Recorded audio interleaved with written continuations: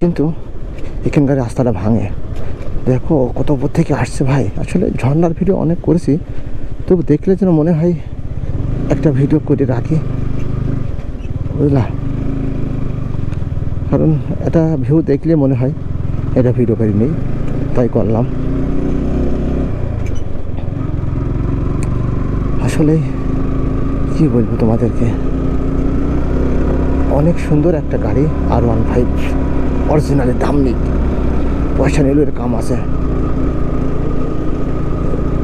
এই যে এই একটা গাড়ি যত সুন্দর তেল সার্ভিস দেয়, তোমাকে কীভাবে বোঝাবো বলো তোমাদেরকে। এর প্রচুর তেল সার্ভিস, প্রচুর।